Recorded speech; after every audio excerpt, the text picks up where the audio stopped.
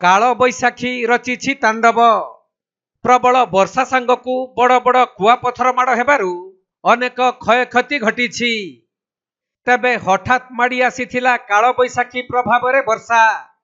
एहा परे आरंभ होई जाइथिला बड़ बड़ कुआपथर माड़ सांगकु पवन। तेणु एथिरे विशेष भावे प्रभावित होइथिला मयूरभंज जिल्लार विभिन्न अंचल। कुआपथर माड़र प्रभाव एते अधिक थिला जे बारिपदारु बम्बे छक बांग्रीपुसी देई रायरंगपुर जाउथबा एक घरोई बसर काच सबु भांगी जाइथिला। फलरे सही बस रे थिबा 40 ऊर्ध्व यात्री माने भयभीत होई पड़िथिबा बेले बसर झरका पटे बसिथिबा किछि यात्री माने गुरुतर आहत होइथिले। तेणु सेमानंकु उद्धार करा जाई मेडिकल रे चिकित्सा करा जाइछि। तेबे प्राय अध घंटा धरी काल बैशाखी एहीपरि तांडव रचिथिला। तेणु एथिरे व्यापक क्षयक्षति होइथिबा बेले अनेक चाल छपर और एजबेस्टर घर नष्ट होई जाइछि। एपरिकी प्राय 500 ग्राम ओजन पर्यंत कुआपथर माड़ होइथिबा बेले पवन सहित प्रबल वर्षा मध्य होइथिला। सेपटे एते परिमाणर कुआपथर माड़ होइथिला जे चारिआडे केवल धड़ा देखा जाइथिला। तेबे विशेष करी बांग्रीपुसी एवं एहार आखपाख अंचल रे प्रबल कुआपथर माड़ होइथिला। घन घन आकाशरू बहु परिमाण रे कुआपथर खसीथिला। तेणु अनेक गाड़ी मोटरर काच भांगी जिबा सह टाइल एजबेस्टर घर मध्य क्षयक्षति होइछि।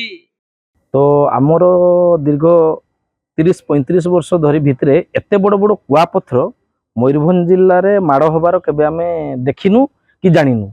तो एइटा प्रथम समय पाई बांग्रीपुसी रे काली जो माने काल बैशाखी वर्षा रे एते जो एते बड़ बड़ हुल मारिबा फल रे जो क्षयक्षति धनजीवन क्षयक्षति होगा सहित लोक क्षतिग्रस्त होइचंती गाड़ी मोटर भांगी जाइछि। तो एटा कहिबा पाई गले आमर परिवेश ठीक भाव में संतुलित हो पारुनी।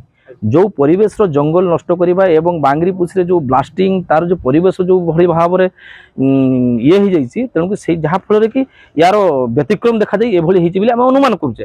तो एटी गोटे विशेष कथा रहिला जे आमर जो सबु बन्या बात्या काल बैशाखी पूर्व जो पाणीपाग विभाग सूचना जो आग एडवांस मिले तो बांग्रीपुसी एई घटना उपरे पाणीपाग विभाग जतार तत्परता देखैदिबार आमे अनुभव करूनु।